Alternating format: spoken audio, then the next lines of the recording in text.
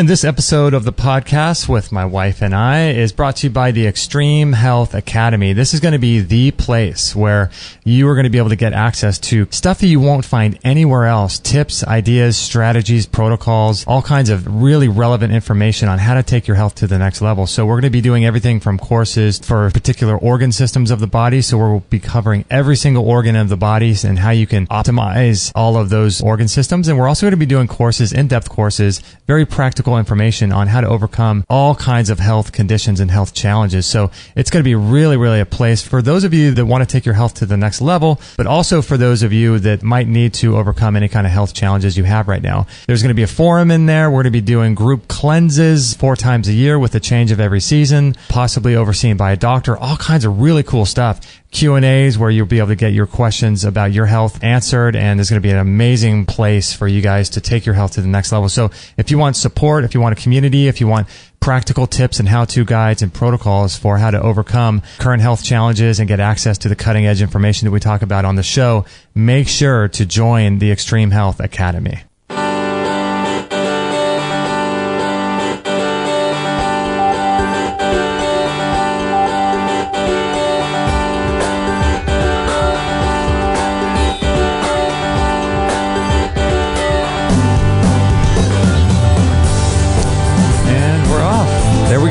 Show. Thanks for joining us, everybody. And my wife, Kate, is on the show, too. You're welcome for joining. I haven't heard this music in a while. I know. It's been a while, huh? It's been good. I love it. Yeah. It's been a while since you've been on the show. Good to be here. Yeah. Yeah, it's been some time, but it's good to have you back. Well, thanks. Good to be here. Yeah. Hello, everybody. Yeah, so... I missed everybody. I know. We just wrapped up a show with Dr. Thomas Cowan. So this show that we're doing here is going to be, I think it's episode 550. Is it? Yeah, because it was supposed to be Rhea Carlson. We were going to be talking about bee venom therapy. But not today. Nope, not happening. Darn. Just not sure why, but not happening. We'll get her, though. Yeah. We will get you. We will get you. Because that's not creepy.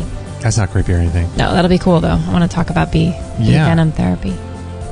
Yeah, Charlie, our Coco tries to eat bees. That's not too good. No. What's up with her? Yeah, she's gonna, as soon as she finds out what a bee can do to her mouth, it's gonna be nights out, lights out.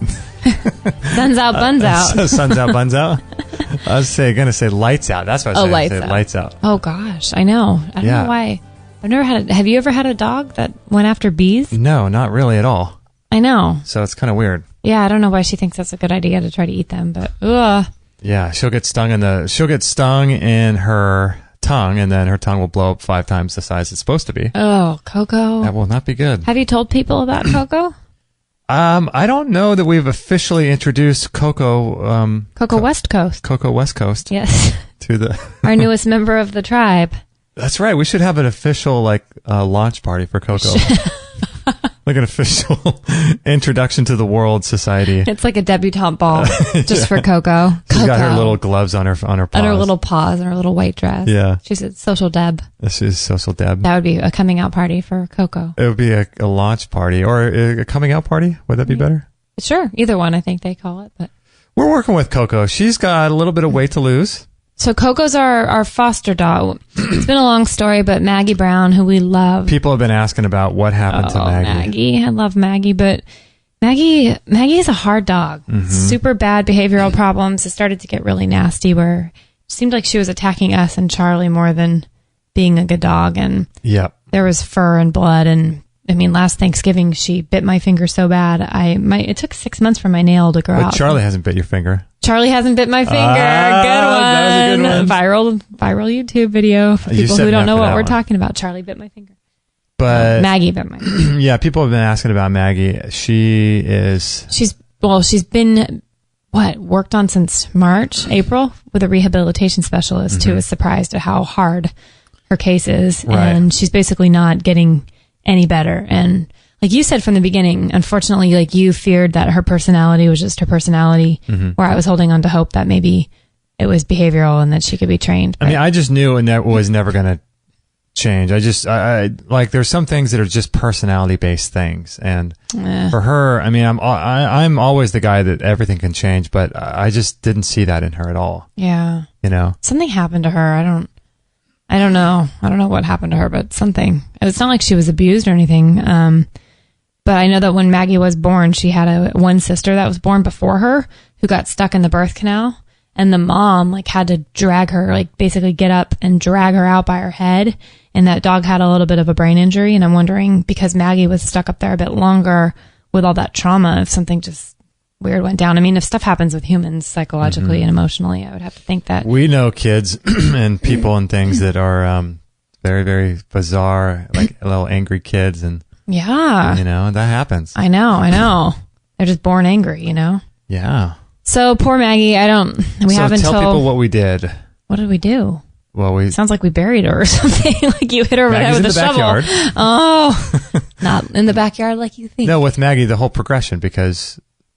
The whole progression. Well, we sent Maggie away. Oh, we sent Maggie away. We sent her away to a behavioral therapist, and that behavioral therapist had the intention of being able to fix her, but she couldn't fix her. Right. And so it was then the time where we needed to make a decision to rehome her or not.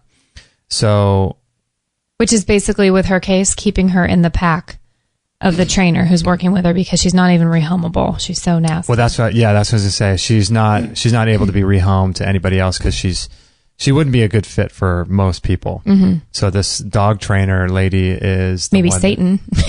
Yeah, maybe Satan. Just kidding. But the problem is that she's so cute. Oh, but just the personality of just a demon. You know? I know, and she had said, but she did have really sweet things too. So it's hard to say she's an all bad dog. But yeah, it just became where she flipped, and it was worse and worse, more than any of the good. So it started to outweigh it. So anyway, we get a call one day from the trainer, and she says this dog just became available. We were looking for a foster home temporarily, or temporarily to adopt, and I know you guys aren't looking for a dog. We're still dealing with the Maggie thing, but it might be good for Charlie to socialize and all this stuff. So she sent us a couple pictures, and we're like, oh, okay, she's cute. We'll see. Well, turns out she got dropped off, and the woman who owned her sounded like she was in her mid to late 80s, and she's only a 3-year-old dog, Coco, and it what was sounded her like name before? Cookie. That's Cookie. Right. And the lady got her as a puppy.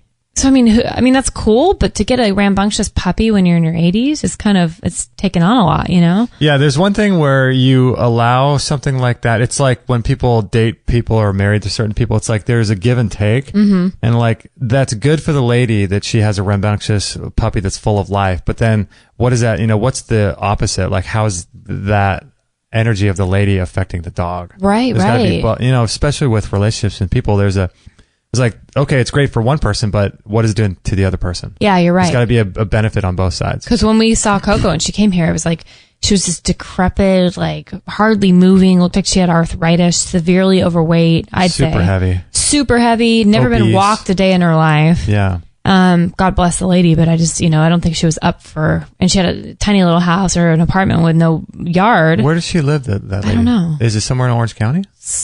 I think it is Orange County. Is it? But yeah, so, she's kind of a rescue. Got walked once. No. Didn't. I mean, it sounded like the only time she ever went on a leash was to go to the vet like once or twice a year. That's crazy. And they didn't even really have a leash to give to us. They used this like little string. So it's like she didn't even know how to go on a walk. So we've been working with her, how long? A couple months now? A few months, yeah. And we did end up adopting her because she's a really sweet little dog. But yeah, Coco West Coast needs to make her debut. We've posted her on Instagram. She's pretty darn cute. And in our newsletters, I say, like, I signed it off, Jess and Kate, Charlie, and Coco. And Coco. Little Coco. Did you write and Coco West Coast? That's her rapper name. It's her street name. It's her street name. Yeah. But she's a good dog, and she's made a lot of progress. We're working on her weight. We got her on the raw food. We've slowly got her over to that. She's improved a lot with her fleas, her skin. She's still a crazy walker, but she gets how to be on a leash now, how to be walked. She's lost some good weight. She's lost some weight. She knows how to play. She's a good little dog. Yeah. We trimmed her up. She looked like a giant walking, she looks like Chewbacca. I mean, but that kid, she's like a bull in a china shop. She is just this. She's like a powerful wrestler. Puppy. Yeah, just all muscle, and it was fat. Now I think it's more muscle, but a little bit of fat in there. And she's cute. Fur. Yeah, she's pretty cute. And some loving. Yeah. She's cute. We like her. That's our new story with Coco. Coco. And the adventures of Maggie Brown Longbottom are no mas. Oh. But she's still having adventures. She's in a better place now. I know. No, I think she is with a pack, I know. I keep saying, like, when I talk about her to people and they ask how she's doing, I just keep saying, God is so gracious to me, though, because that was our first dog. And even though she's super crazy, I just obviously love her and I love all animals. So it's been, I think had I handed her off to the trainer knowing that we wouldn't get her back, it would have been devastating. But since she's been gone for so long and knowing she's been, you know, she's in a good place with a bunch of other dogs and being worked on. And then we kind of had another dog just come out of the blue and handed to us to kind of take the place of that loneliness. Like, it's kind of a really cool way to let go of something you love, you know? I knew when we were getting rid of Maggie with Kana, I knew that that was it. You did? I did. Why? I just felt it. I just You knew. did? Yeah. Huh. There's probably like 95% of me knew, and then 5% of me just sort of hoped that would be it. Oh, yeah. Well, you were always wanting to. Last year, you've been done with her. Yeah. I was the one fighting for her. Yeah. But we gave it a shot. We spent a lot of money. Yeah. You know. Trying to rehab her. We tried everything. Mm-hmm. You know, I even called a dog what do you call that? Like an animal intuitive. Psychic. They don't call themselves psychics. They don't? They call themselves animal intuitives. But what we did talked she with say her. the last? Just one. We did one, right? We did that, and it wasn't very helpful. She said some things that were true about Maggie. She said Maggie liked her new well water she was getting, and she was very excited about this quality of water we were giving her. Oh, yeah. And that was weird because we never told this lady that we were giving her we had just changed over to well water for a while, and that was interesting. But yeah, she said that she had some issues with like a cleaning product, like a Lysol, gotten into something as a puppy or at her other place where she came from, and that had done something to her liver. And she was also very angry. Like, she had liver issues. She was like an angry dog about something. That's why you're giving her milk thistle. And I was giving her milk thistle. We tried everything. I mean, we were putting, you know, herbs, milk thistle, valerian root. I mean, we strapped her down, gave her like doggy acupuncture. No, we did not. However, they do have that, by the way. Meridians. We're gonna have their. We found the best holistic veterinarian. Oh, that's right. In Orange County, and maybe it's LA County. I'm not sure, but anyway, no, it's Orange. Hopefully, they can cruise on the show. It sounds like they're going to be available, but I think that'd be really important because they do offer things like herbal Chinese medicine for dogs and acupuncture and thyroid test. Yeah, they have that hemopet.org, HEMOPET.org. Isn't that cool? Yeah. Best resource you ever found. I know. Dr. Jean Dodds is the main lady behind that. And it was so funny because when we were remember when we were getting the consultation and the other doctor was talking about like, yeah, you know, some people think it's weird, you know, they'll do like Reiki sessions on dogs and energetic healing on dogs and stuff. And I think he was trying to suss out our level of comfort with something like that. Yeah. And it was at that point we're like, okay, we're sold. Yeah. This is the place you guys for us. This is weirder the better. Yeah, the weirder the better. Yeah, I feel like once people know us and what we're about, then they're not afraid to like mention some alternative thing. They didn't know us from. We teach the dogs how to meditate and sit cross-legged. They're training for a hike to up the hills of Tibet. The hills of Tibet. Yeah, hemopet.org is pretty cool. We're gonna have them on. Yeah. Are we gonna have on? I think we're gonna have on Dr. Cody, the vet that sees Charlie. And then we're gonna have on Dr. Dodds too, or at a different. Maybe we can have. Maybe at a Dr. different Cody time. And that other doctor. Dr. Daniela. And maybe some other time we can have Dr. Dodds on. That would be amazing. That would be good. Yeah, she's pretty well renowned, and it sounds like she spends half the year traveling to different countries and around the world training people. So she's pretty up there. And I didn't you say, or did I say Dr. Falconer, who we really like in Austin, Texas?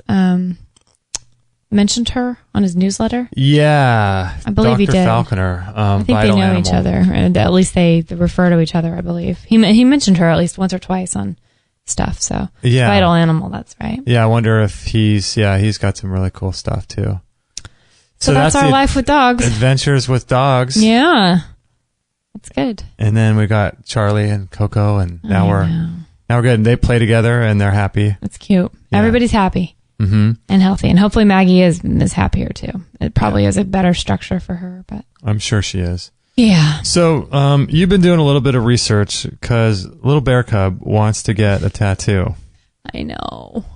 And you've been doing a lot of research, and you did a Facebook Live session with Dr. I didn't do it with him. I joined. You joined the Facebook, the doctor.com, maybe? Uh-huh. What's his first name? Do you know? Dr. Wolfson? No. I'm blanking right now. Yeah. Huh. But he was saying... I don't know why I can't think of his name. So did he convince you to not get a tattoo? Oh, gosh. So, yeah, I don't know. I could be convinced back, but right now...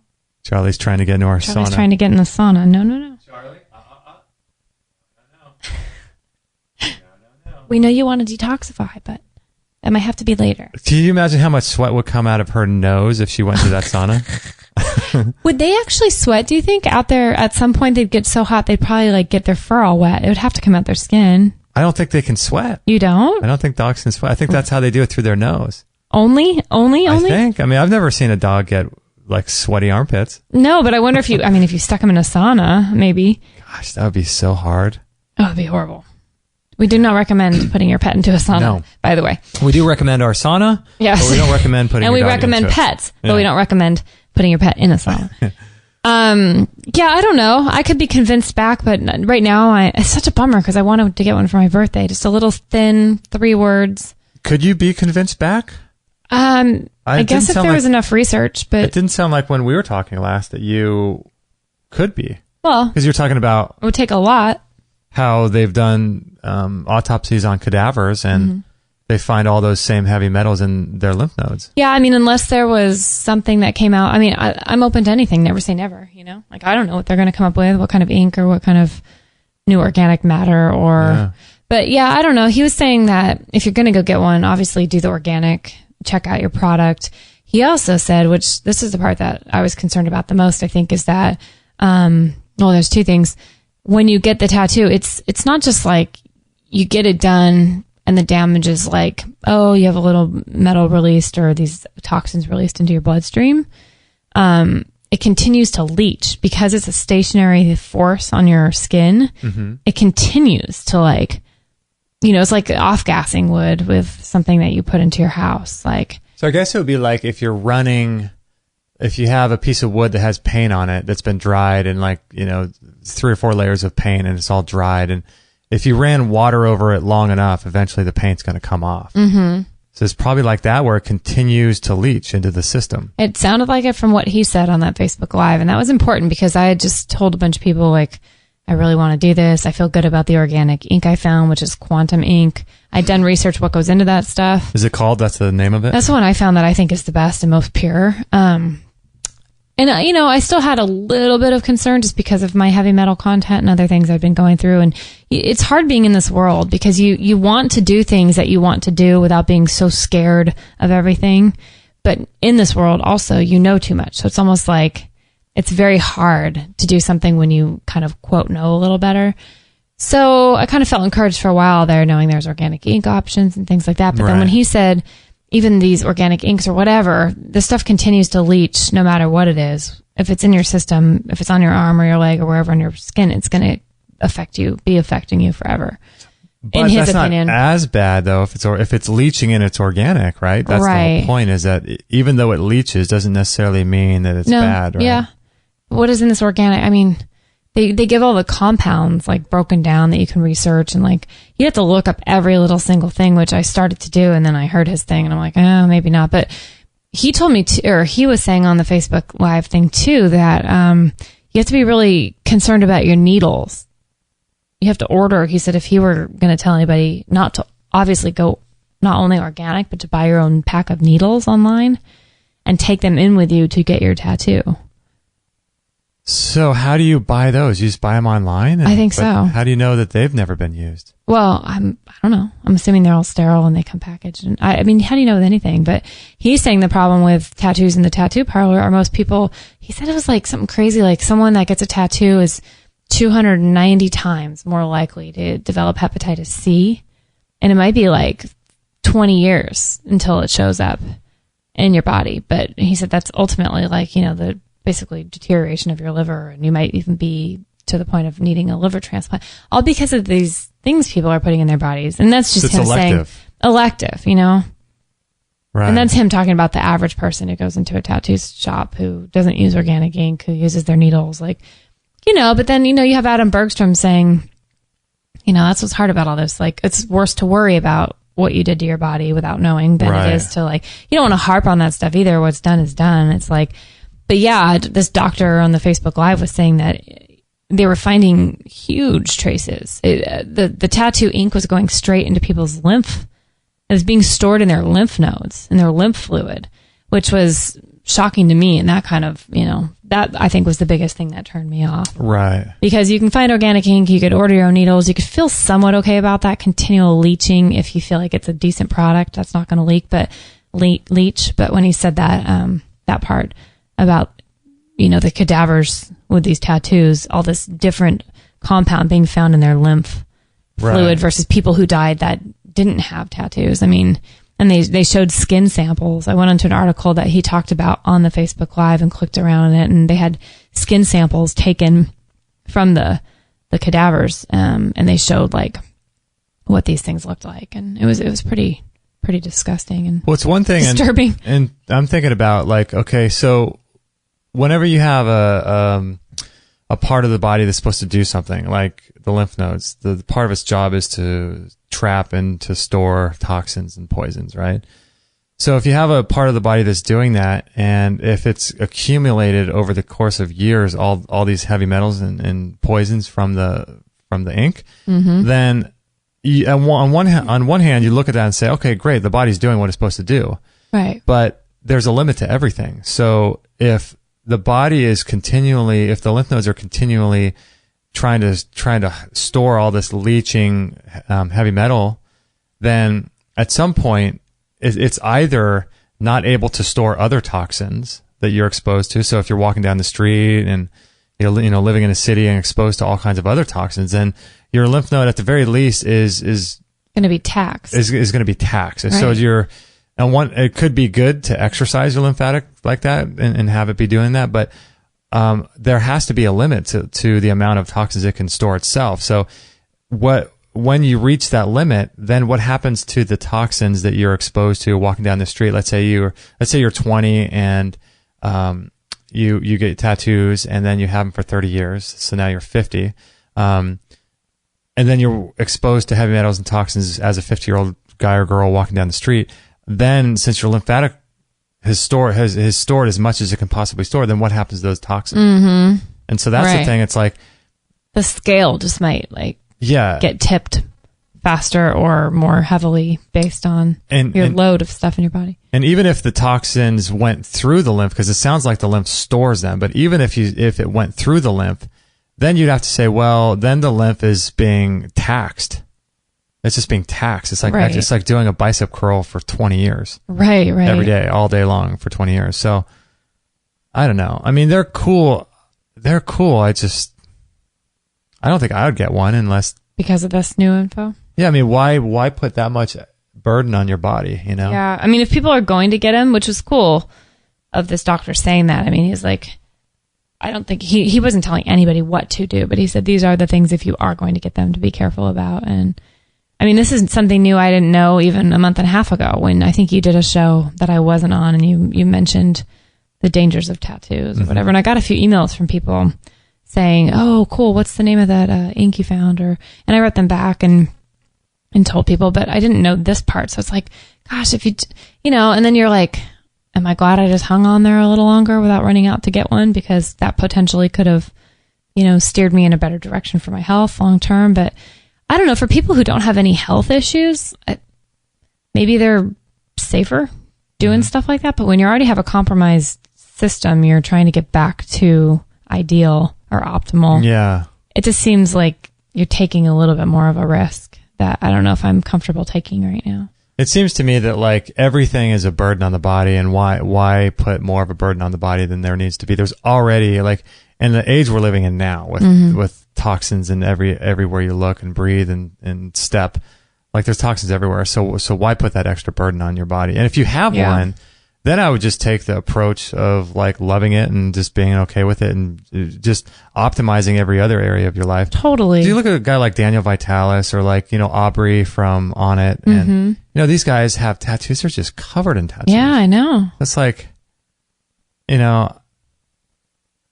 Is their life going to be any, Yeah, they could live to be 110 and just healthy as a horse. So yeah, I do also think there's just mind above matter. It's like, sometimes you're just, you if you make it up in your mind, you make your mind up to just be over, if you can get over these things, right, without having to actually physically change anything, or, because I don't even think tattoo removal could suck out the damage that's been done. It erases the pigment, but I think the damage has actually been done. I could be wrong on that. Are they actually extracting the ink?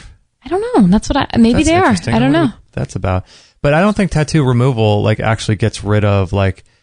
I think it'll still look like something was done to your skin. It may not be a tattoo anymore. Right. But people are saying that's going to be the biggest like industry in the next 50 years is this removal. Like because everybody's going to have these regrets and want them all removed, which I think is kind of funny.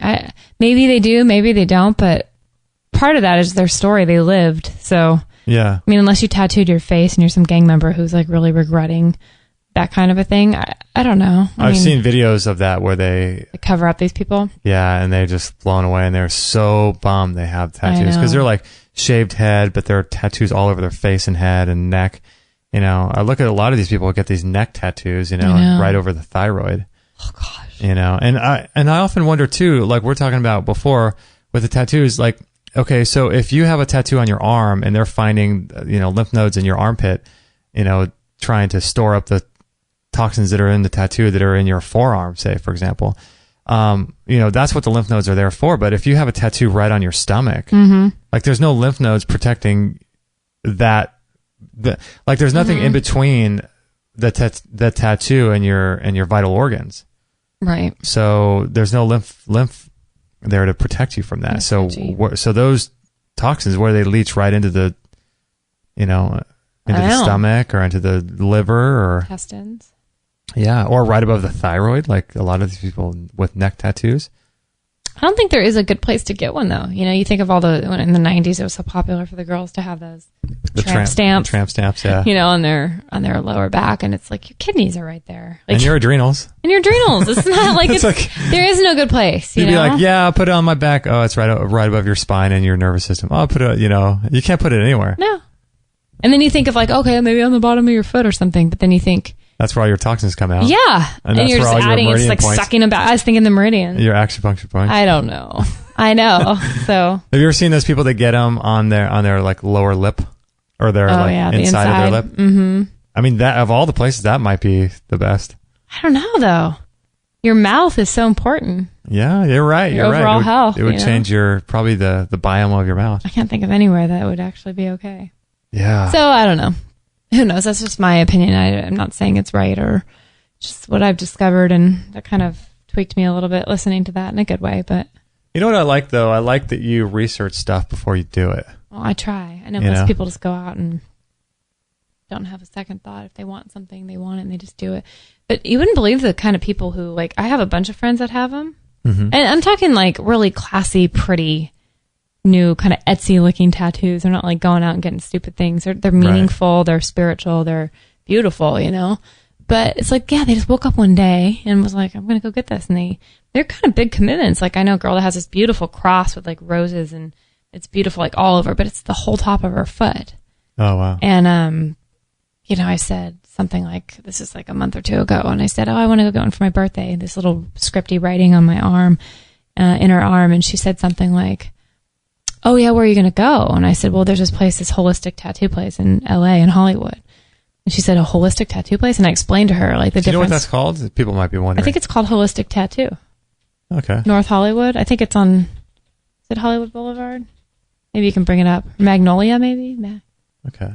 Holistic Tattoo? Yeah. There it is, yeah. Is it holistictattoo.com? Yeah, is that it? Yeah. Yeah, and they're super knowledgeable. I called them and asked them about what kind of ink, and they were the quantum ink people, and they know their stuff, and they do things very different from most places. So that is a good resource. But where's I going with this story? Oh, I was just saying it's cool that you research stuff. And people just don't. And this girl was like, what in the world's a holistic tattoo place? And when I started telling her about like the difference between the inks and stuff, she was like, oh. And you don't want to bum people out, but she's like, I had no idea. And people would have done things totally different too, you know? Mm-hmm. It's way more expensive. Is it? To do things right, like anything. It's like eating, like, you know. What's the difference in price, do you know? It was pretty, it was... If a regular tattoo is $100, what would this be? It was probably double. Okay. Mm-hmm. Wow. Well, if it's going to be on your body forever. And, it's so worth it. Yeah. It's so worth it. I know. Yeah. Gosh, that's crazy. So. Tattoos. Who would have thought? No birthday tattoo for me this year. I know. That's okay. That's all right. That's all right. You'll bounce back. How are you doing with fall, with your fall self-care? Anything new and exciting? Fall self-care? Don't you love this time of year? Because it makes you like hunker down and kind of get back into a different routine? Totally. As far as self-care, yeah, I'm looking forward to, I don't know, fall. I'm starting to like fall more. What? And it's taken me 41 years, but I'm starting to like fall a little bit more. People can change. I'm proud of you. People can change. Interesting. Oh. Shocked. Yeah. No, this is big because you've never been a big fall winter dude. No, I never have. Yeah, fall is I don't know, I'm starting to like it more. What has come upon you? I know, it's weird. The spirit of fall. Because I've always been like I felt like I should live in Hawaii and surf all year round, and you know, I don't know. I've always just loved the beach and loved the ocean, but I don't know. Fall is the winter and fall is starting to become more appealing to me now, which is cool. Why do you think? Is it the more you know about like the natural progression of like life and health and seasons, and just like there being a season for everything, or? Probably realizing that, you know, when you live and it's hot all the time every day, that's never fun. Yeah. You know, there's nothing to like. We just had to edit that because our dogs were barking, but. But yeah, do you feel like it's good to mix it up a bit? Like, I don't know. It seems like there should be seasons, not just like summer all year round. Like, I don't know. I've never liked that idea, but. Well, I think the biggest thing for me is just light. I'm really affected by light. So I like it to be, I don't like it that it gets dark here at 4:45 in the winter. It just allows me to not have that much time to do the things I want to do. Yeah. But, you know, it's fine. Like, you know, after December, it'll start getting darker later. Right. Which is good. But, yeah. You move with the seasons of eating and. Yeah, I mean, it's cool. I'm looking forward to more self-care stuff in the winter and the summer. Like, it's much more easy to do self-care when you're, you know, it's cold and it's dark and you're inside and, right. You know, like this morning we both did our saunas. Yeah. Come summer, cool. It's just too stinking hot, you know? What's that? And come summer, it's like, it's too stinking hot. It's so easy to just be like, yeah, I'll wait until, you know, it gets cooler, but that never happens. Especially now that our whole climate is changing, it seems like. Yeah. But yeah, well, I'm glad you like fall. You're embracing it. And by the way, the people that were wondering about the raw dog food we put our dogs on, that's called Barf, BARF, and it's in our store if you guys want to check that out. Oh, okay. Just want to let people know about that. Good call. But yeah, it's you know, one thing I want to get back to doing is coffee enemas on Sundays. Good idea. Yeah. Yeah. That would be a cool thing to do. That would be a really cool thing to do. Could you do them every day? Could I do them every day? You know, I don't think we've done any since we've been in this house, have we? I have a couple. Have you? Mm-hmm. In this bathroom? Mm-hmm. No, in my little bathroom. Oh, really? Mm-hmm. Yeah, I've done a couple. That's a small bathroom. I know. I have to like put my crunch up my knees up toward my. Huh. I have to get in fetal, but it works. Good. Our other bathroom was just full fetal. Our other bathroom was tiny like that too in our other place. Yeah. Yeah, I don't know. I'm still irritated by coffee enemas. I used to do them every single day. But I feel like once a week I could do and feel good about. Yeah, I need to start getting back to doing that on a weekly basis. There's so many good things that we need to get back to doing. We just kind of cycle through things, and that's okay. We'll be doing more of different things. Are you going to do anything different this? Well, I signed up for a place in San Diego, a medical marijuana dispensary, and I've got some of their Rick Simpson pressed oil coming today. And I'm going to be doing cannabis treatments, suppositories, to see what I can see about shrinking that uterine fibroid. So that's exciting.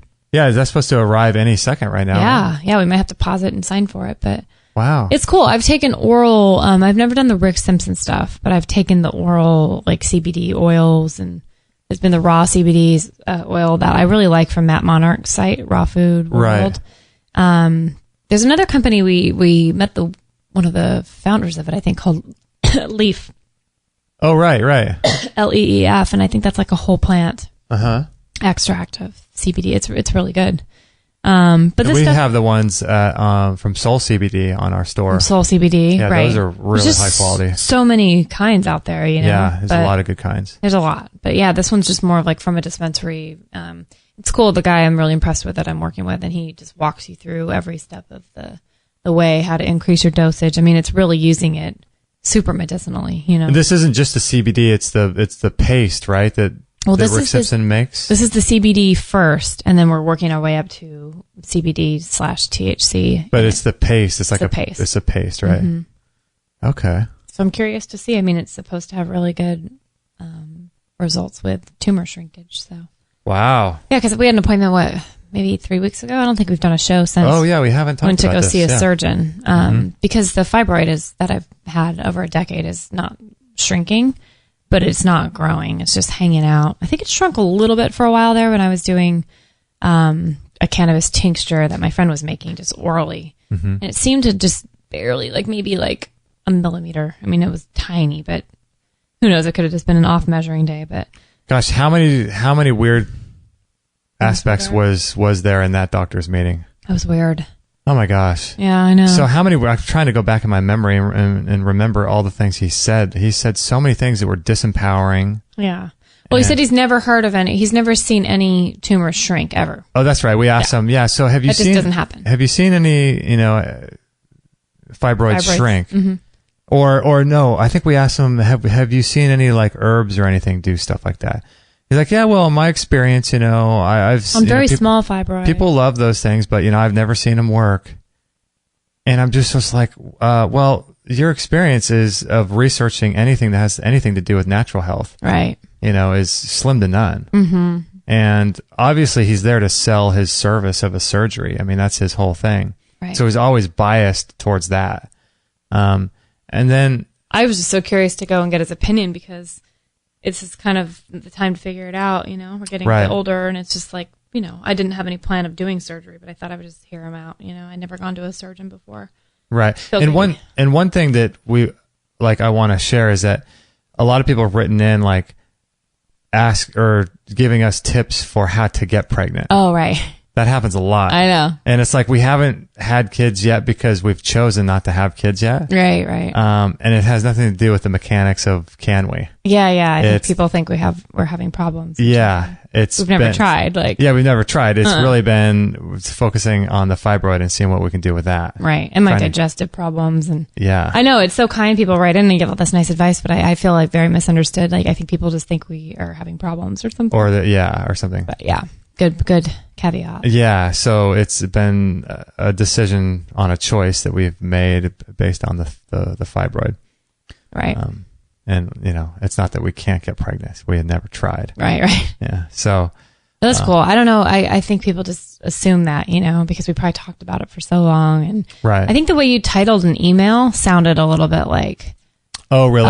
Yeah, I was kind of I could see how people could think that. Oh, maybe it's my fault. No, it is fine. But you didn't say that within the email, but I thought I could see how people could go down that road and think, right. And people are so kind though. We're praying for you. God bless you. As you, I'm sure it'll happen, but here's, some tips to have it happen. And I'm like, that's really funny because it's just that'd be great if I heard it in a year if we were having problems, but we just thank God we're not those people. I hope we don't, and I'm trusting that we're healthy enough not to, but we'll see. So you've been going to Dr. Engels. Lately. Yeah. And he's been helping the most, I think, of anybody. Well, right? He told me to check out this surgeon guy because he has personally known people that have had good results with taking them out. But for me, the long and short of that other story, though, is that I'm just not going to do it. I'm not feeling like that's a good option for me. Yeah, because not only the expense, but I just didn't like the fact that he said, nothing is going to help this naturally. There's no way. You're going to have surgery now or you're going to have it later. It's up to you if you want to be comfortable when you're pregnant or not. And I'm like, I just don't buy into that. I don't Yeah. I've heard too many other stories. I mean, first of all, where's the room for God in that? And second of all, like, even if there's not room for God in it, who's not to say that, like, cannabis treatment alone, it can't completely suck the thing dry. I mean, it's silly. And were you listening to a podcast of a lady who said that she used cannabis to shrink hers? Yeah. It was the Cannabis, you sent it to me, Cannabis Talk Radio or something? Or That's right. Cannabis Health Radio. Yeah, she was saying that a poor woman had, like, fibroids larger than mine, which mine's the size of, like, a grapefruit, but hers were all over in her uterus, and they were, like, sticking out, like, you could visibly see them. It looked like she was at one point, like, 9 months pregnant. People would congratulate her when she'd walk out, the grocery store, like, oh, what are you having, a boy or a girl? I mean, I cannot even imagine. That's so crazy. Yeah, I feel distended and, like, bloated from my one fibroid, but nothing. I mean, I heard her, and I'm like, oh my gosh. But she kept getting the myomectomy, which was the surgery that I was recommended from this guy, and hers grew back. I mean, and then I looked online, and it's like the percentage of those growing back fibroids after a myomectomy is really high. Yeah, and so even his solution isn't the end all be all. No, it might be gone for a while, and it might allow you to have a more comfortable pregnancy or whatever. But then, guess what? They just grow back. But then he couldn't guarantee either that you would be able to get pregnant. No. So there's always a risk. There's always a risk, he said. So right. I mean, that's Scar true. Tissue and things like that. Yeah, it's true that there's always a risk, and so who knows? Like, yeah. I don't know. I'm just. It's good to hear someone's position and their sides, but you can tell they're selling their service, and there's no room for anything else other than what they're offering. Yeah, and there was fear. I don't like fear mongering. There was like, you can't do anything, and you could lose the baby if it takes the baby's blood supply, and you could go into preterm labor, and you could. And I remember he's talking about, we'll make sure it's not cancer. Yeah, and then he said when we cut it out, like, well, we have to send it away to make sure it's not cancer. Chances are it's not, but they're just putting you through this ringer. I've never fear. once. I mean, I've had this thing for 10 years. I can guarantee you it's not cancer. Like, I don't even know why you would say something like that to somebody. I mean, yeah, it was it's so disempowering. Yeah, so we left there, long and short of it, we left there going, I was confused for a couple of days trying to think about the best option. I wasn't closed off to it, but I did a lot of prayer and a lot of digging deep, and I thought, no, this is like a faith thing for me. This is moving forward, trusting that my body and God know what to do, and I'm going to be okay. Like, because I think that, a lot of times, for the most part, I mean, all our show is about natural health and natural healing and all of this stuff. But I mean, my mom had non-Hodgkin's lymphoma. Many of you guys know the story, in 1995. And you can call it a cure, or you can call it just a prolonging of life. But she had chemotherapy, radiation, surgery, and she had a bone marrow transplant, all 22 years ago. And she's still alive. And so she hasn't had a reoccurrence of it, Yeah, no. And so yeah, I know. I'm not a fan of this kind of stuff, and I'm not a fan of surgery. But if there's one thing that I'm most okay with in terms of medical stuff, it's the surgery. I'm definitely not okay with the drugs and the chemicals and all this stuff. I'm definitely not okay with the fear they try to give you. Definitely not okay with chemotherapy and radiation and stuff like that. But surgery in the right time and place is like, for me in my life, I could understand it. Like if I get a broken arm, or if I had a tumor like that, like a fibroid, like that would be an option, Right. But like Chris Wark had the surgery to remove colon cancer, but he didn't have the radiation and the chemotherapy. Right. So I completely understand that. I mean, obviously you want to avoid surgery at all costs, but if there's one thing that the medical side can offer you that's the least damaging, I mean, that has its own effects too on the brain and right. The chemicals that you get when they put you out, the anesthesia and then all the pain, the scar of the body, telling me. Like, all that stuff has an effect on the body. So, but if there's one thing I would be more okay with, it would be the surgery. Yeah, me too. But even then, I just was like, I just didn't like his way of looking at things.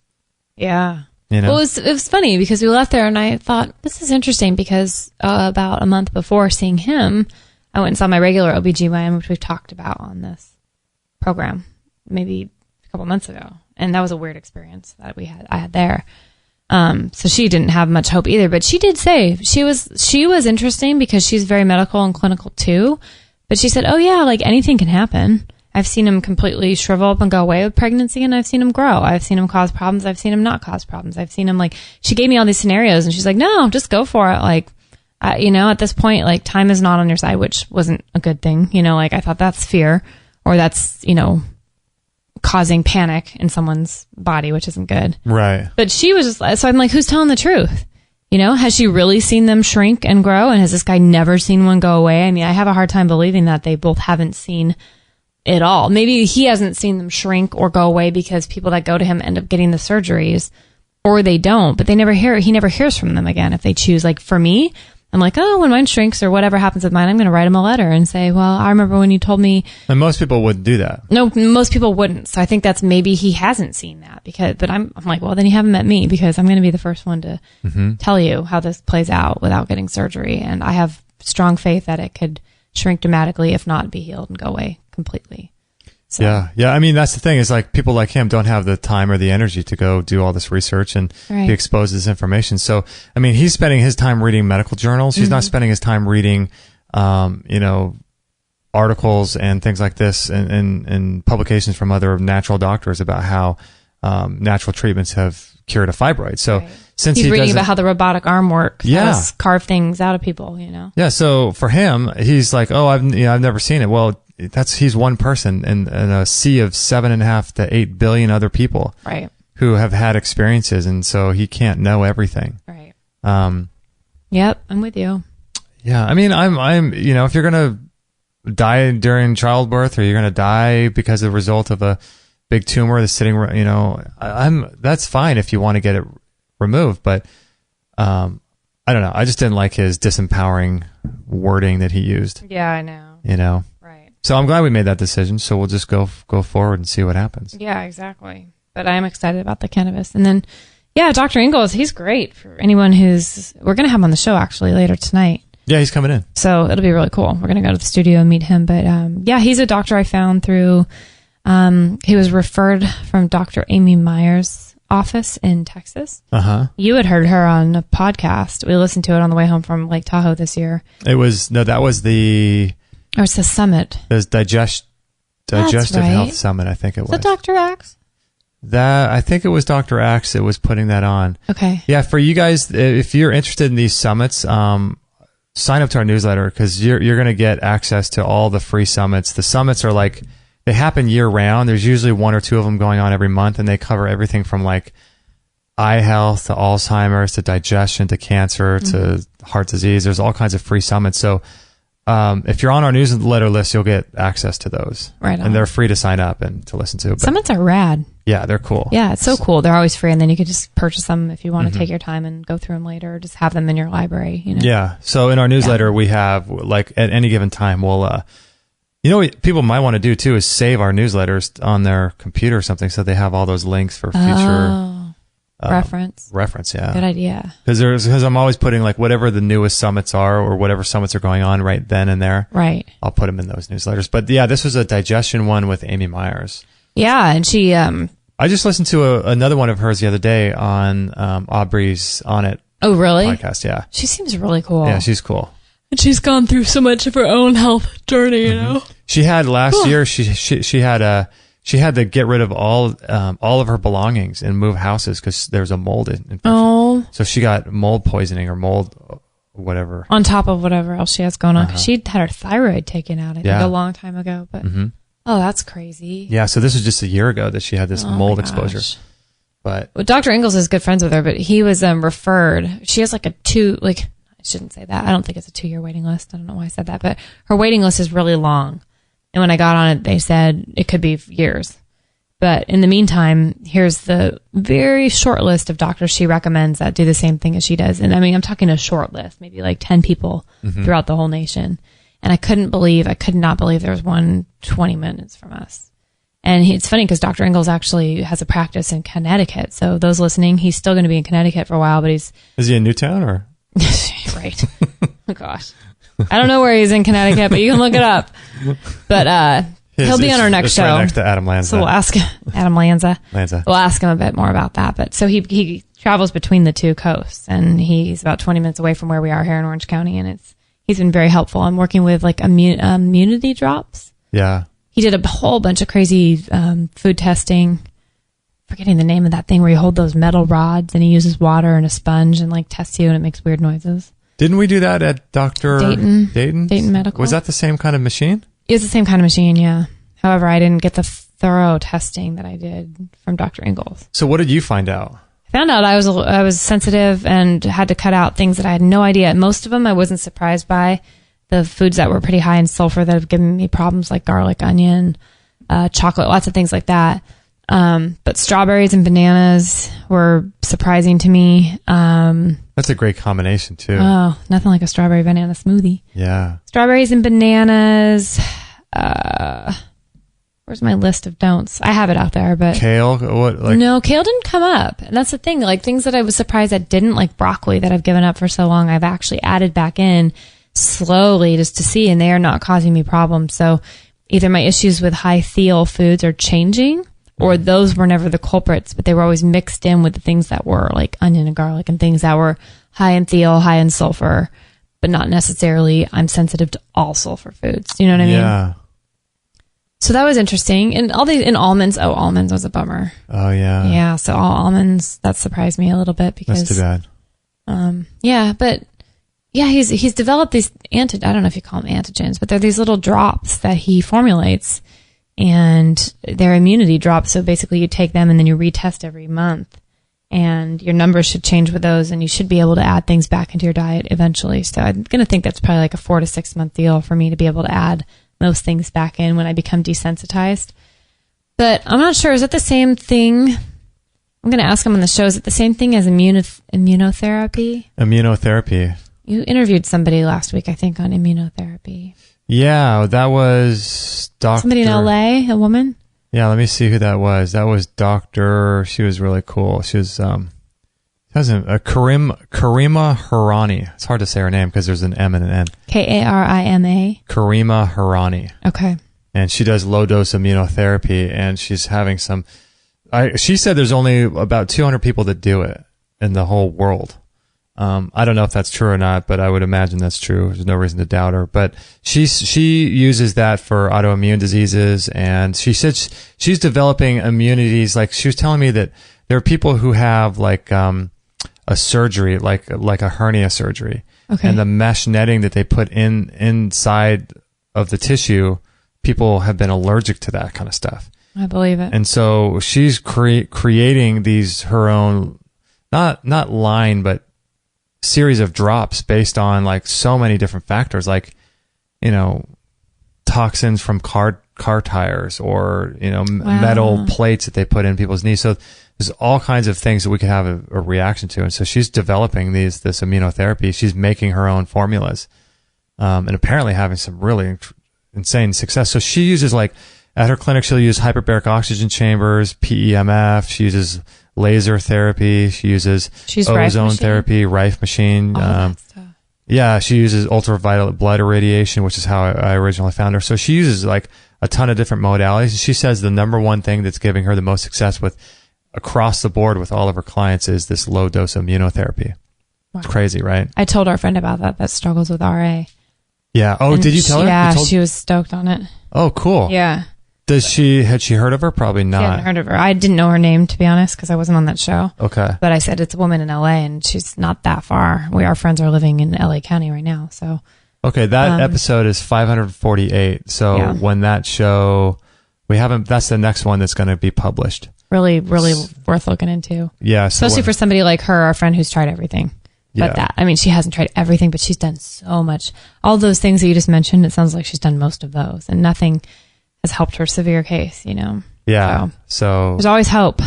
Yeah. So does it sound like Dr. Ingalls is using this same kind of thing? I don't know. I want to talk. I mean, it sounds like it from the drops, and they're really helping me, but between the diet, I've cut my diet out. I've cut all those things out that I tested for.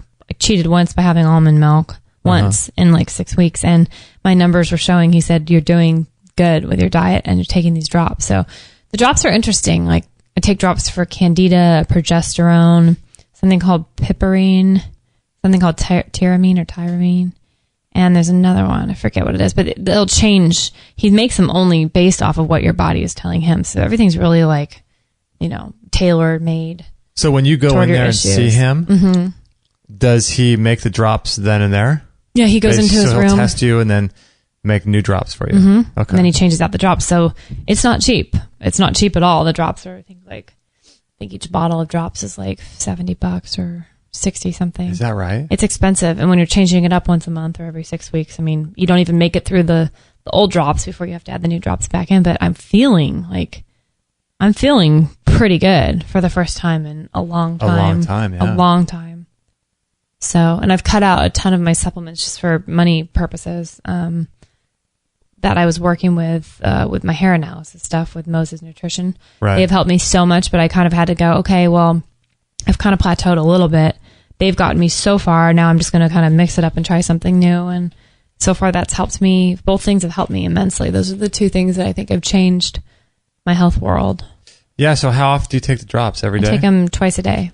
Twice a day? One drop under my tongue twice a day. So how much does it cost to do the drops?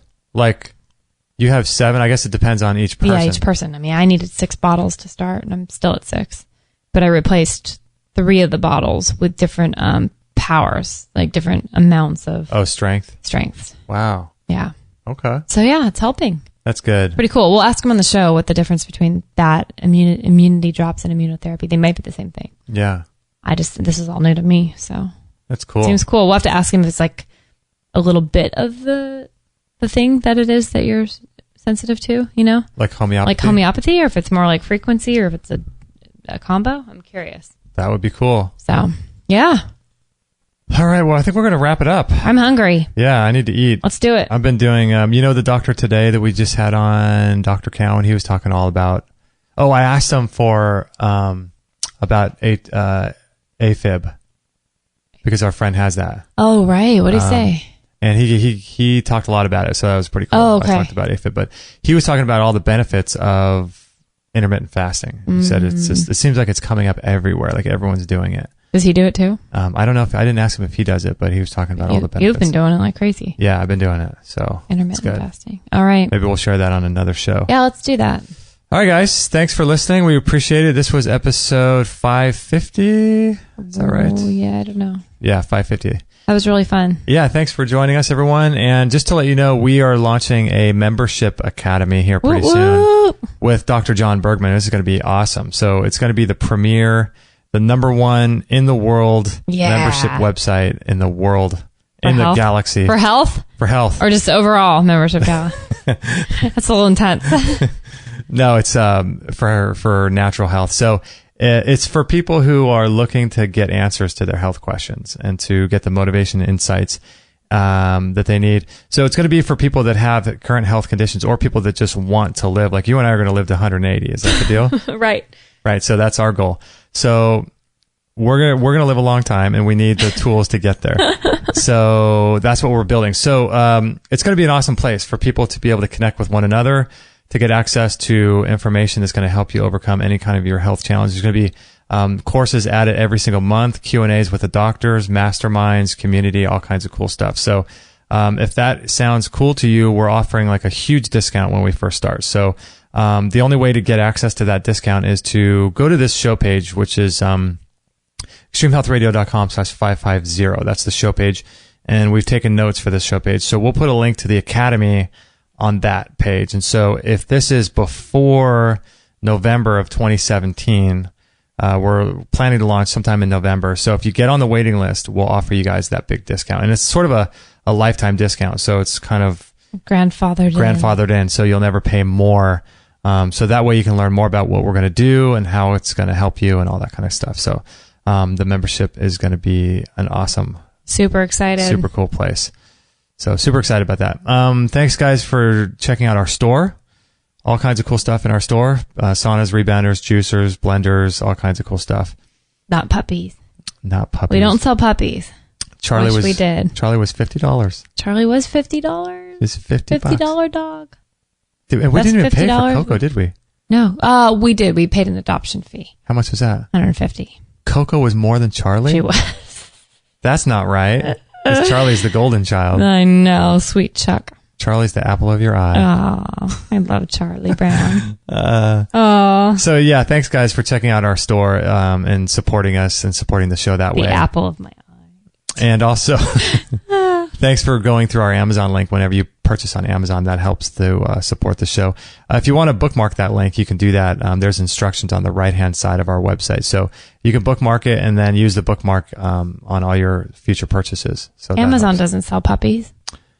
They don't. Amazon doesn't sell live. Does Amazon sell live things? Maybe like worms for fishing and stuff like that. Do they do that? Or crickets for your snake or your... I wouldn't think so, but crickets don't eat snakes. You could sell, people can sell stuff on Amazon. Right. But you probably have to be approved. That's true. So it probably just wouldn't get approved. Because I don't think your pet store would get approved. You don't want to ship a puppy. That'd be bad. That would not be Anyway, good. Yeah, I just thought about that though. I'm like, do they sell crickets and mice and things that other things eat?